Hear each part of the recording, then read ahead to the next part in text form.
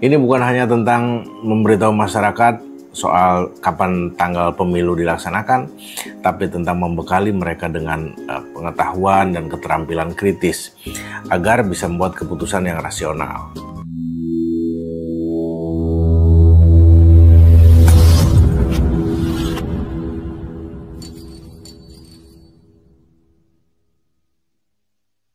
Halo teman-teman, kembali lagi bersama saya di kanal YouTube ini.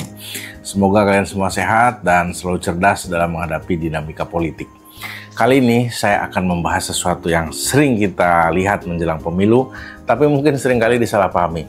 Mari kita bicara tentang sosialisasi versus pendidikan pemilih. Mari kita mulai dengan sosialisasi. Apa yang terlintas di benak kalian saat mendengar kata ini? Mungkin spanduk di jalan, iklan di televisi yang menyampaikan ajakan untuk datang ke TPS, atau mungkin acara seremonial di desa-desa yang dihadiri oleh pejabat dan diakhiri dengan hiburan dangdut. Sosialisasi pemilu itu penting, tentu saja. Tujuannya sederhana, agar masyarakat tahu bahwa ada pemilu. Ini adalah upaya untuk menyebarkan informasi dasar. Kapan pemilu dilaksanakan, di mana kita bisa mencoblos, siapa saja pesertanya.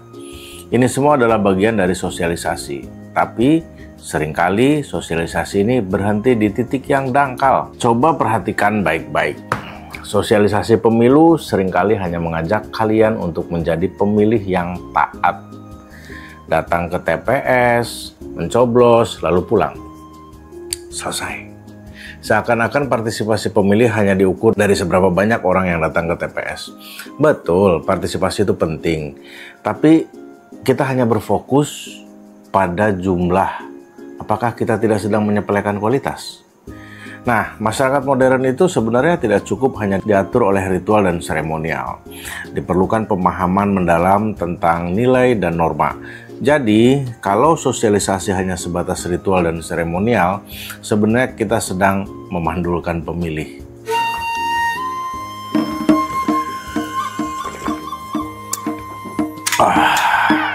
Nah, disinilah letak perbedaan mendasar antara sosialisasi dan pendidikan pemilih.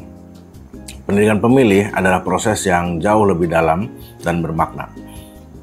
Ada kopi. Nah, pendidikan pemilih mengajak kita untuk bertanya, kenapa kita harus memilih, apa fungsi DPR, DPD, DPRD, dan Presiden, terus bagaimana cara menganalisa janji kampanye, bagaimana membedakan berita fakta dan hoax, nah terus bagaimana menilai rekam jejak calon. Jadi pendidikan pemilih ini dalam istilah filsafat adalah upaya untuk membebaskan manusia dari kebodohan politik. Ini adalah proses yang membuat pemilih menjadi subjek, bukan objek. Nice. Jadi si pemilih itu bukan robot gitu ya, yang hanya disuruh datang ke TPS, tapi juga dia harus menjadi aktor yang berdaya dalam menentukan masa depan bangsa. Sekarang mari kita masuk ke bagian yang sedikit menggelitik. Sebagai penyelenggara pemilu, saya ingin teman-teman memahami kenapa kami lebih gencar melakukan sosialisasi daripada pendidikan pemilih. Ya karena sosialisasi lebih mudah diukur. Jumlah spanduk yang terpasang, jumlah acara yang diadakan, jumlah orang yang hadir, itu semua adalah indikator kuantitatif yang bisa dengan mudah dilaporkan. Dan menurut saya itu tidak salah. What? Tapi ya jangan mengira saya tidak terganggu dengan pertanyaan, berapa banyak pemilih yang benar-benar mau visi misi calon? Berapa banyak yang tahu tugas dan fungsi wakil rakyat yang mereka pilih? terganggu saya Pak? Ini soal moralitas sebagai orang yang berkewajiban meningkatkan partisipasi pemilih yang bermakna. Meaningful participation. Nah, yang saya lakukan ini adalah bagian dari kesadaran bahwa demokrasi yang sehat tidak hanya butuh angka partisipasi yang tinggi, tetapi juga pemilih yang berbobot. Mungkin saya bisa mendorong angka partisipasi 80% atau 90%. Tapi jika pemilihnya tidak cerdas, ya apa gunanya gitu. Gagal kita Pak. Di pemilu mendatang, jangan sampai masyarakat mencoblos tanpa tahu apa yang dicoblos. Ini sama saja dengan bermain lotre. Dan masa depan bangsa ini tidak bisa kita pertaruhkan dengan undian. Jadi teman-teman, bersamai kami untuk mulai bergeser dari sekedar sosialisasi menjadi pendidikan pemilih. Kita butuh sebuah gerakan yang tidak hanya mengajak masyarakat datang ke TPS, tetapi juga membekali mereka dengan pemahaman yang mendalam tentang hak dan kewajiban politik mereka. Sebab, pemilih yang cerdas adalah pilar utama dari demokrasi yang sehat dan kuat. Pendidikan pemilih adalah investasi jangka panjang kita untuk masa depan Indonesia.